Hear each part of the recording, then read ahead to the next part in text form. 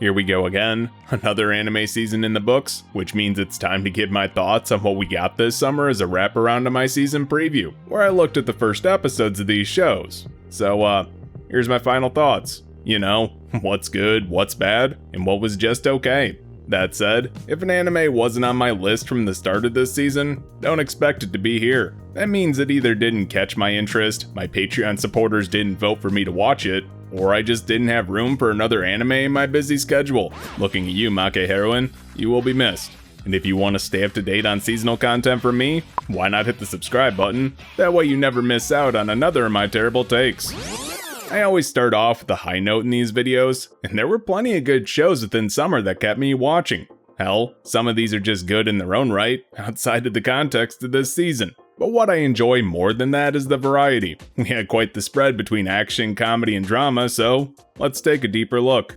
I don't know in what world you'd be surprised that Oshinoko Season 2 ended up here. This was a fantastic follow-up to the first season where it focused on Aqua building connections in the entertainment industry to further his search for his father, the person he suspects who killed his mother. This one was more character-driven, in getting us into who Aqua is, why the relationships he's cultivating are more important than just plot devices, and slowly moving our main plot forward. Great. And while this does feel sidelined at times for the play production, what really made this season and story stand out for me was how it wrapped that into showing the depth of Aqua's trauma, his method for acting, and it does all this in a visually engaging way. It's been hinted at that Aqua has PTSD from seeing Ai's death up close, but what I found really impressive was how this explains his often aloof personality, because it's not just that he's been reincarnated as the sole reason, but also how he responds to most extreme situations. It even wraps back around to his Season 1 storyline with Akane, by how he sees a lot of Ai in her, so he's that much more protective. As for the art and animation, Dogo Kobo once again brought their A-game to this production. Fantastic visuals that show the raw emotion in these key moments, or how the cast get wrapped up in their work makes for a fantastic watch from beginning to end. While the murder plotline does take a backseat for this season for the most part, the original creator isn't a stranger to developing their story in the background. That really shows in Oshinoko, so definitely a solid continuation. Honestly, it feels weird how little surprises there were, since I'm also ranking Alya sometimes hides her feelings in Russian up here too. There's really only one thing holding this anime back from greatness, and it would probably be the horniness and questionable incestuous implications that stem from that, which sounds awful, but that's mostly a joke and not on the main character's part.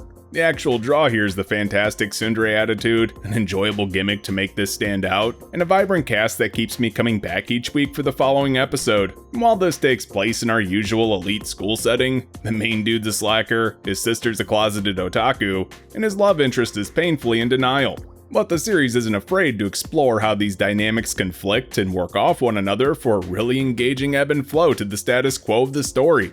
The romance is obviously a highlight, as Alya and Masachika's relationship has pretty strong roots, besides being accidental neighbors, while justifying the attitudes both take to avoid wrapping up the main conflict too quickly. But the actual humor here works well too since it's so varied. I found myself laughing quite often and for different reasons besides hitting the same joke over and over like so many other rom-coms do. As for the animation, Dogo Kobo, are you sure you're okay? Putting two top contenders out in one season, huh?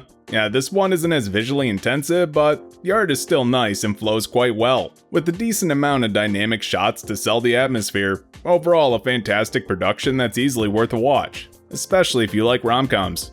Rom-coms are a whole thing this season, and my cross-dressing senpai punched above its weight class. On paper, and yeah, I'm surprised I'm putting a Project Number 9 production all the way up here. There's really not much of note about this one. The humor isn't the best and the story doesn't really stand out, but where this excels is in the themes it's willing to tackle.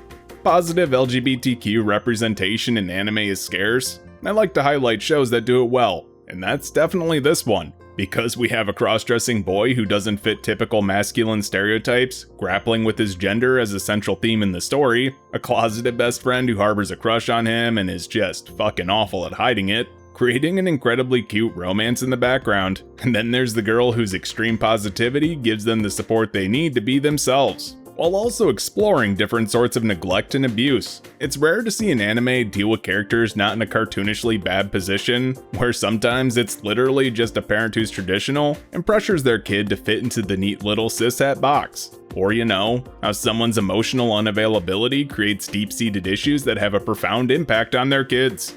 But the best part of all of this is, there's positive examples of parents too, creating a believable web of complex forces driving the story forward. Yeah, I will admit, the animation is fairly bad. It swings between a fairly standard look and extreme chibi scenes where they cut the frame rate to shit, and there's background characters who only need a mouth and vague shapes. Because most of the time they're not really important to the story, so why bother making them look like a person? So yeah, this is really a case of cut corners taken to the extreme. I'm a sucker for strong themes, and this one dealt with a lot of complex issues in a tactful way, so check it out on that basis alone.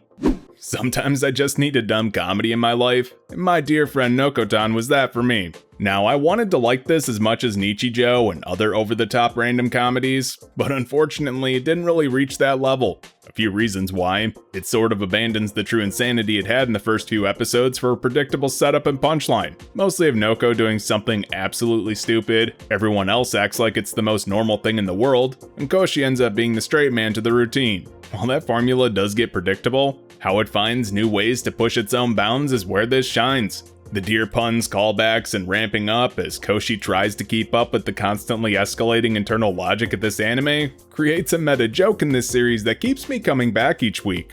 Because while the humor here isn't deep or biting, its zaniness brings about genuine laughs. The animation here is nothing to really write home about, as even what little I praised in the first episode quickly dried up, leaving a very standard comedy slice of life vibe, only mixing it up with small stylistic breaks as part of a joke. There's not a real attempt to line the humor up with animation or even incorporate it into the jokes, besides the stylistic shift for reactions, and I don't know, if you want to throw in the 3D models for deers as part of that, sure, but they're not as deep-rooted as I would have liked. Does this live up to the hype this series promised? Absolutely not, but it was still a fun comedy that made me laugh consistently throughout its run, and one that shined this season. Wow, this is probably my first controversial pickup here. Dungeon People felt a little simplistic on the surface, but was a fantastic fantasy slice of life in the end. I think most people expected this to be more grand than it actually was, but honestly, what we got wasn't bad. I enjoyed the simpler story built around our main cast just managing a dungeon. The humor wasn't over the top, but still solid as it used its premise well to nail jokes that fit with the setting and story, creating an overall chill experience that kept me coming back each week. Clay and Belle's dynamic is a sweet and wholesome sort of friendship as the two are loners by nature, but that's not some obstacle for them to overcome. Like, Clay is just very devoted to her work and doesn't really have a connection outside of it, and Belle is isolated by her job, but that job is also her hobby, so she doesn't really venture out. The fact that these two are able to work together allows them to finally have someone to be friends with, and that's part of the fun here. Seeing them navigate interpersonal relationships, on top of the whole fantasy dungeon management quirk, tying that package together was a simplistic style that was executed incredibly well. The animation is fluid and incredibly dynamic when it needs to be for some really impressive shots. That also lulls you into forgetting that this is an actual fantasy series, one that doesn't shy away from death and action despite its cutesy appearance. Overall, this was a great watch, so long as you're not going in expecting an adventure or something. Zero surprises once again, but Wistoria Wand and Sword was a fantastic fantasy series. What is there really to even say? The story is engaging with a massive underdog using brute strength to prove himself in a world where magic reigns supreme. And hey, that's not just said, magic is actually really strong in this setting, and dude's not impossibly strong either, as his abilities only put him on par with the top students in his school, while he's aiming to join his childhood friend / love interest as one of the top mages in the world. As a backdrop to this, said top mages are in the final throes of holding back a literal apocalypse. Our usual fantasy races are immigrants to this world, and this creates an intriguing setting and personal story for us to get started, tackling pretty complex issues like racism and hierarchical structures. But tying that nice package together is fantastic animation that's expressive, stylistic, dynamic, and pulls all the stops to create hype-inducing moments as soon as the fights kick into gear. Aside from that, there's incredible direction in the sense that the staff want to showcase the beauty of this world, as just about everything here looks amazing. On the surface, this seems like a fairly generic shonen affair, but beneath that is a surprisingly thought out world and characters which makes for an incredible watch, so definitely worth my recommendation. Yeah, if it wasn't fantasy, it was definitely comedy this season, and VTuber Legend encapsulates the entire VTuber phenomena perfectly. I've not seen an anime that understood the assignment as much as this one did in a long time. The cast are infectious, unapologetically horny, and barely contain balls of energy that keep you guessing.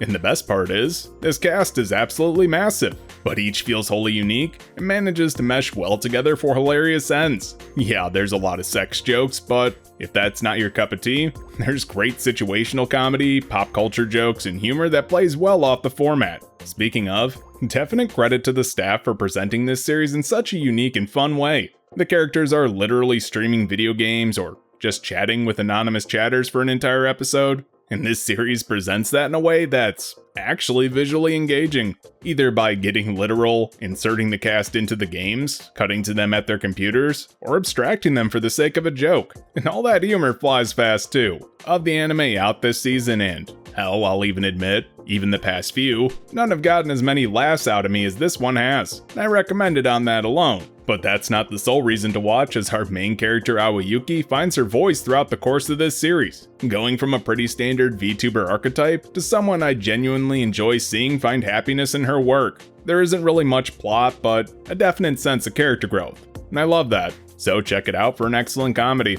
Mayonako Punch felt like an oddball this season, and while it's a comedy and one that's fairly over the top while also being about online content creation, it's a very different sort of anime from the others on this list. First, its plot is a bit of a red herring, as building a YouTube channel with a colorful cast of vampires while not outing them as such is the main focus. What the anime is really about is a redemption for the main character Misaki. The scandal that kicks the plot off essentially ruined her life, and also has given her a phobia of being on camera, which is pretty damn hard for a YouTuber, but her still wanting to be a part of the content creation sphere, as it's not just her passion, but also the only line of work she knows, creates a pretty satisfying through line for us to follow. Enough that, despite her prickly personality, she comes through as a character we want to see improve. And while it has funny moments, this is a more plot-driven comedy anime, and that gave this an edge most others lacked this season. PA Works did a decent job in the production here, though I will say, the animation quality does drop off after a few episodes, mostly because it isn't showing anything nearly as technically impressive as the flying scenes,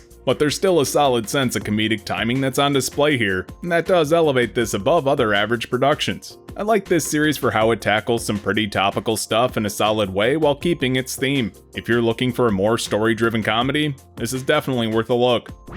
Well, we're breaking into the middle of the pack now, and this is where I go from outright praising a show to talking about their flaws. These are the anime that are enjoyable enough to watch, but just have one or two things holding them back. Basically, these are conditional recommendations, so let's take a look.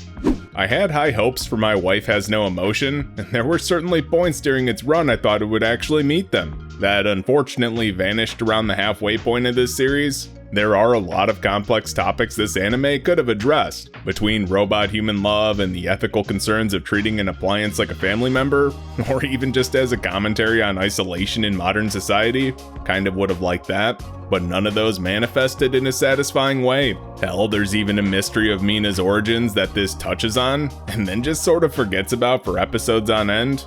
That was annoying. Instead, what we get is an admittedly cute rom-com about a guy blushing at his robot wife who can't really show emotion back, and is sometimes hyper-literal as a gag. And then it introduces another robot to be their kid, and that pushed this from going somewhere into more family fanservice-y sort of shit, as it focused on cute stuff rather than exploring the ideas it set up. I found that to be a damn shame, as the ideas it was introducing are pretty interesting. Mina being a prototype whose purpose was to learn about love and make more complex robots in the future, how the corporation that made her created policies to allow privacy and rights to certain robots registered as family members, and even how robots are treated in this series, plants a pretty hopeful and sweet picture for the future. But instead it decides to focus on a robot chicken son learning the alphabet. Great stuff. Animation for this series wasn't as bad, though I did notice a downgrade around the third episode, where they clearly stopped trying as hard. The rest is entirely serviceable, though I do feel the character designs will probably turn off some viewers, as they have strange proportions. If you're looking for a decent rom-com with a twist, this might be worth a look, but don't go in expecting anything revolutionary. The Ossan Newbie Adventurer was fine. I don't really know what else to say about it. It's a fairly average OP protag anime. If you've seen one, you've seen them all, and unfortunately this one doesn't really stand out, because while the designs are striking and the animation is decent most of the time, I found the actual story for this to be incredibly by the numbers. It takes entirely too long for what little story this has to get off the ground. With the whole adventurer ranking exam, so our boy can become the lowest ranked adventurer in the first place, despite being insanely strong already, and it wasn't even the test that was the issue. It was the constant stream of nothing characters showing up. From there, it has a few middling bridging episodes to get us into the next arc, where it gives Rick's backstory, shows how crazy his senpais are, and by that point, I was wondering what the hell this series is even about. Now the problem is, it does have a plot, but it's so disinterested in pursuing it that it's sidelined it so often for random mini adventures. This show doesn't pick up steam until about the second half, and at that point I was questioning whether it was really worth it. If you're desperate for another OP protag in a fantasy world anime, sure, you could do worse. I don't know what it is about Shy that prevents me from really enjoying this series, but I can never get into it like I should. Actually, I take that back. I know exactly what it is. This series has an issue getting into its plot, because it has a weird way of introducing whatever arc is coming up with something that seems barely related, until it loops back around into being relevant. But that also takes literal episodes to do. Maybe it's just my attention span is too short. I'm happy the villains are more prevalent this season, acting as an actual threat for the majority of the run. And hell, we actually get introduced to more of them, but getting into the incident here was a chore, with the introductory episode, a slice of life ninja episode, and then actually starting into the superhero shit. Shy is a series I want to like more than I do, because the themes here are solid and the characters are interesting, but ultimately it always just falls flat for me with poor pacing. That was an issue the first season had, and it carried over to the second. On top of that, the animation didn't really improve, so while there's a sense of continuity, getting back into the swing of things was a chore, especially with the first few episodes dragging us down by introducing yet another new character. If you're looking for a very character-driven superhero anime, this is a decently strong offering, especially in the wake of My Hero Academia wrapping up. My Parry Everything was a weird mix. The animation and adaptation here were a cut above what this series probably deserved, because it looks nice and has some pretty solid animation throughout, but the story here can be boiled down to man too stupid to fail in pretty much every aspect, to the point that the title of each episode is basically a joke of him misunderstanding what he's doing and succeeding with the power of yelling parry. Yes, this is another OP protag sort of shtick, where the guy is set up as a failure in the first episode because he couldn't master any high-level skills, but he's honed his basic skills so much he's earned god levels of proficiency, and that's on top of his immense strength he presumably got while training. The point here is, this guy is just too dense and sheltered to realize he's insanely strong, and just assumes he's weak because he couldn't master skills, thus leading to a staggering series of coincidences as part humor and action. Does it succeed in its goal?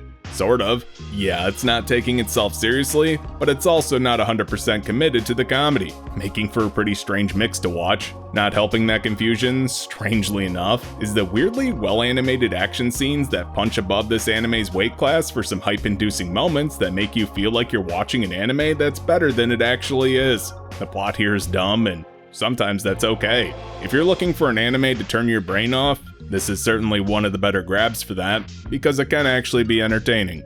I was torn where to place Pseudo Harem, because as a rom-com, it's a pretty good example of the genre. The core cast have a really cute dynamic, the acting gimmick surprisingly didn't get old, the comedy was a mixture of a good sort of cringy and fun, and these two actually end up getting together for some much needed payoff. But why is it down here if it sounds like I like this series? It's a good rom-com, but it also didn't stand out. The animation is fairly bland, and while the dynamic is cute, this anime loses a ton of steam as soon as their confession happens. Which is crazy coming from me, the shut up and kiss already king.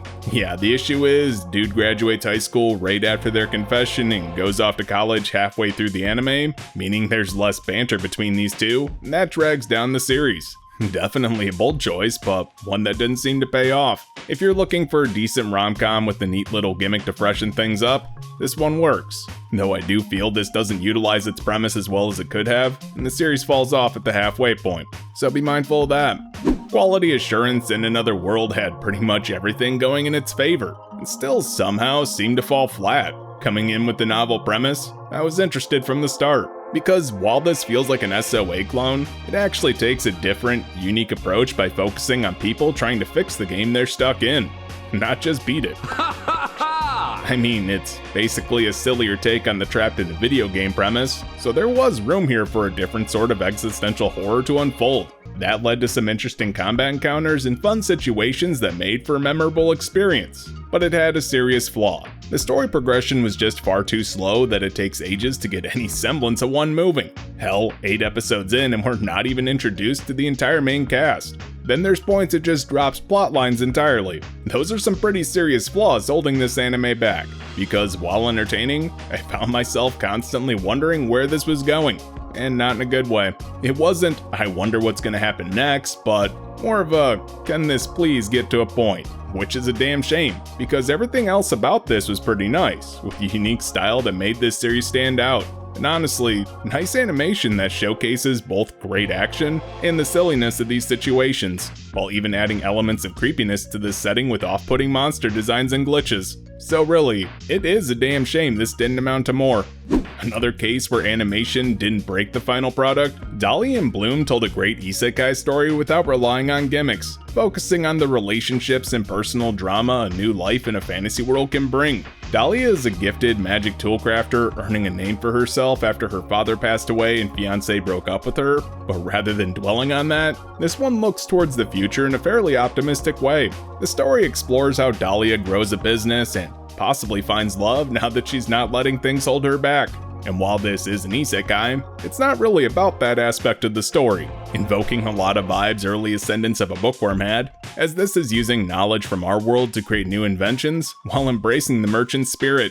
So yeah, this is a refreshing take on the genre despite the sometimes convenient plot. I don't really enjoy how everyone is in Dahlia's corner pretty much from the outset, as it does lack conflict at times, but that also allows the characters to breathe. Their interactions are the highlight anyway. The animation here isn't great, as the shot composition falls off hard after the first episode, movement is minimal, and the lighting is incredibly weird, as they use overlays to convey shadows and such, but that almost makes the characters look dirty, or I don't even really know how to describe it, like the frame is half colored wrong. Plus there is a reliance on CG to cover up some of these shortcomings. But while that is a mark against this series, it didn't hamper my enjoyment of it, nor did it ruin my recommendation. So check it out if you're looking for a different sort of isekai. Oh, of course, more isekai. Suicide Squad isekai was just bland at the end of the day. After the first episode, I had my suspicions this wouldn't be nearly as great as it could have been, and I was proven right after just a few more. The overall story here is an unfocused mess that skips around the timeline in a confusing way, one that really adds nothing to this anime, and it tries to cram in just far too many characters. Listen, you've got a nice thing going here with Peacemaker, Deadshot, Harley, Clayface, and King Shark, especially after introducing they could tap into the magic of this world, but then throwing in a ton of other Suicide Squad cameos felt almost gratuitous to the point of fan service. That shows shockingly little faith in the core premise, exploring the Japanese take on another world with American comic book characters. There was potential here that just felt wasted, and that's especially prevalent with the fantasy world being decently well developed compared to many other isekais on the market. The animation was incredibly hit or miss, but when it hit hard. The action scenes were done well most of the time, though the quality varied wildly between episodes, feeling almost experimental. My biggest issue was with the editing though. Yeah, it's a goddamn mess that left me confused on more than one occasion, as I had a hard time following the story from scene to scene.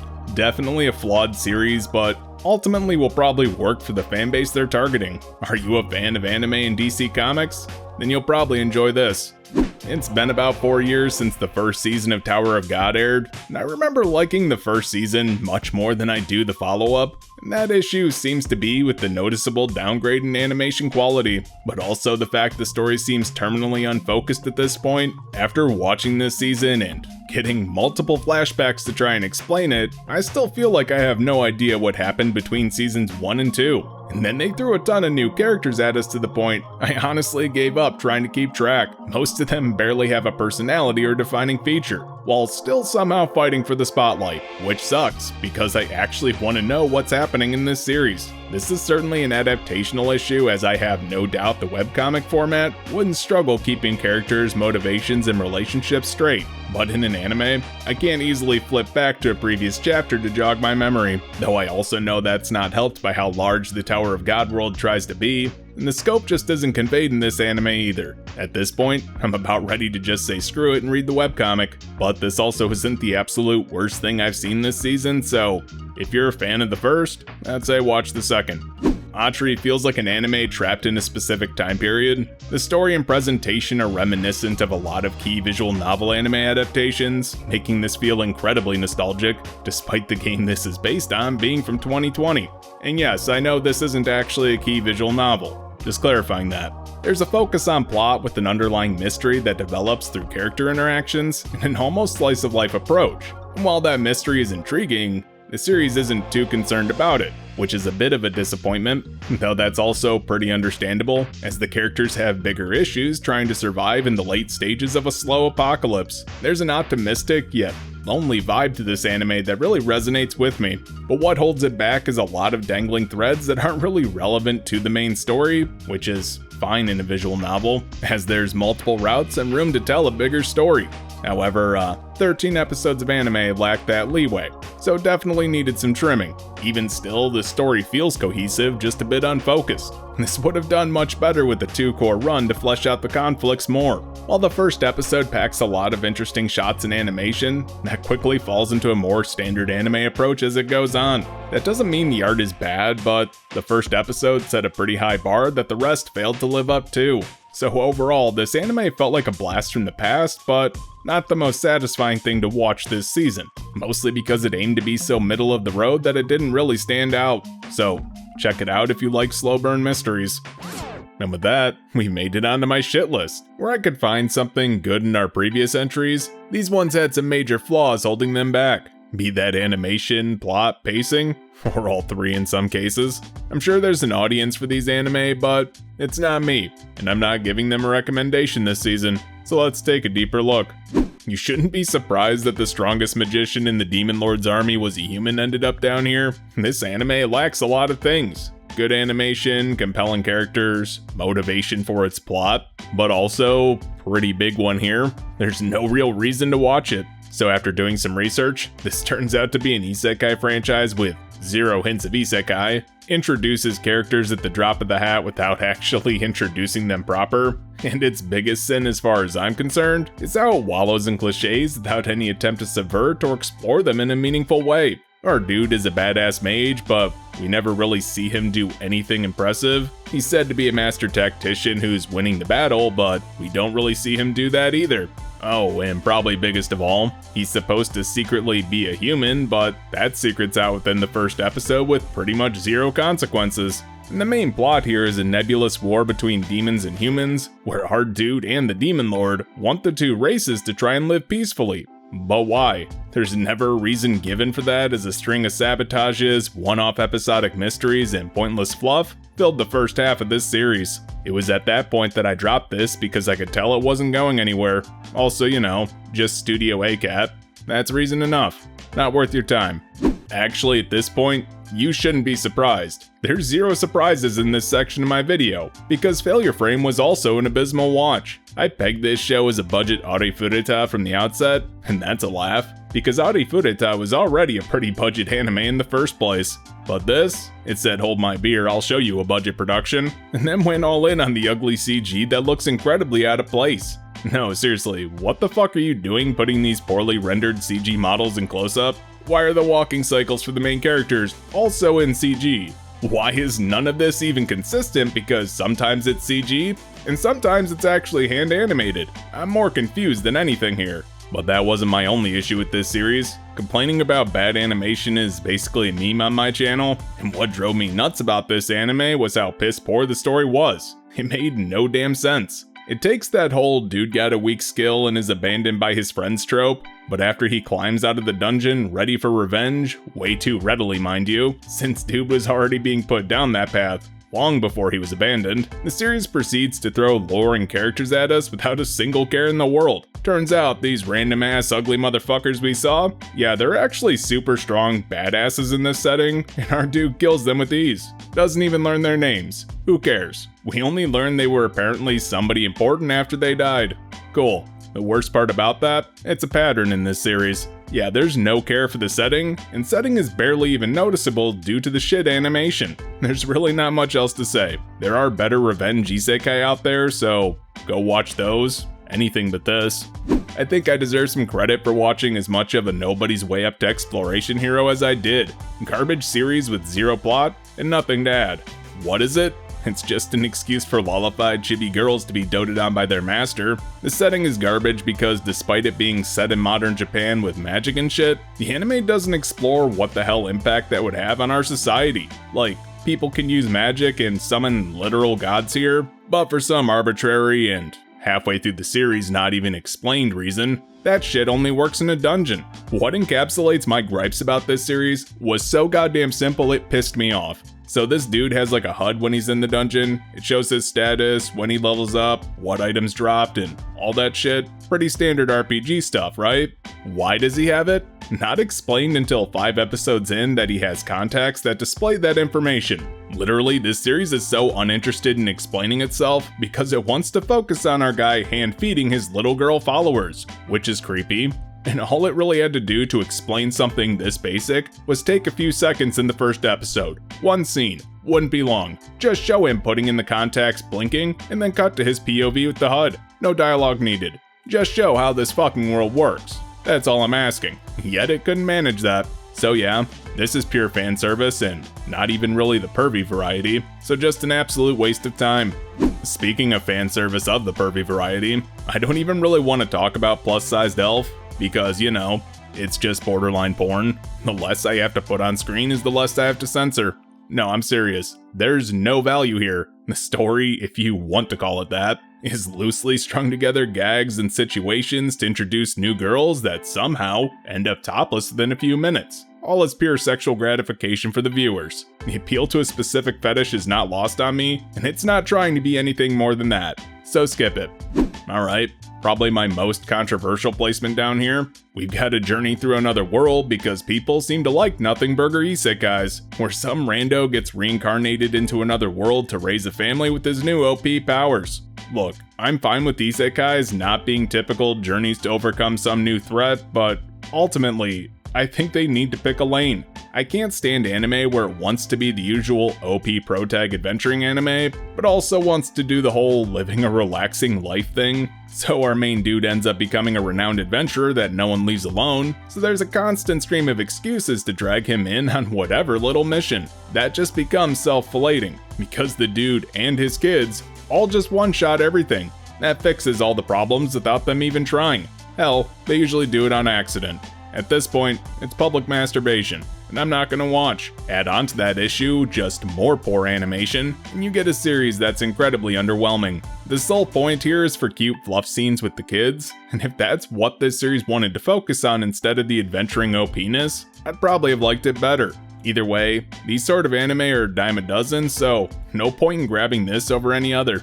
I'm not sure I should even be talking about Our Last Crusade or The Rise of a New World's second season. Since this series was so poorly received, they actually pulled the anime from air and are starting over from scratch. Yeah, in case you were possibly the one person wanting to hear my thoughts, this anime disappeared after 5 episodes, never to be heard from again this season. There was enough backlash that the studio actually went back into production on this, and is apparently reanimating the first 3 episodes too, with plans to restart the anime from the first when they resume airing, hopefully when it's in a passable state. Why? Well, simply put, it sucked. The animation was garbage and the adaptation felt jarring from the initial airing. You know, I hadn't rewatched the first season before this one aired, like most anime fans probably didn't, and I found myself confused and wondering what I originally saw after I picked up the first episode of this season. I actually had to go back and rewatch parts to make sure I wasn't misremembering. And no, I wasn't. This was just that bad of a second season. So here's my issue and why I'm putting it down here. If you were to grab what came out so far and start watching, you'd be in for a bad time. But this is less of a review and more of a PSA, saying wait until the season restarts if you're looking to jump into this anime. The season 2 we got so far is a mess, is being thrown back in the oven because it wasn't quite done. But this is a bad look regardless, and I'm afraid some patched up animation probably won't be enough to salvage it. So that's it. Summer was a mixed bag of anime where there was a lot that was worth watching, even if not everything was amazing. It made for an overall solid anime season that packed a ton of variety. Action, drama, comedy, and fantasy all had fantastic outings that really stood out in different ways, making some of them an unforgettable watch. But tell me your thoughts down below. What did you think of this season? I'd love to hear them.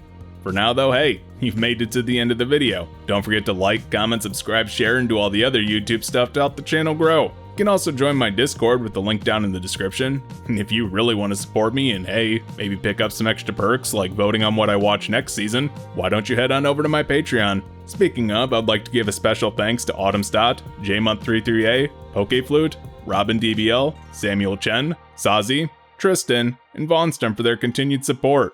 Thanks for watching.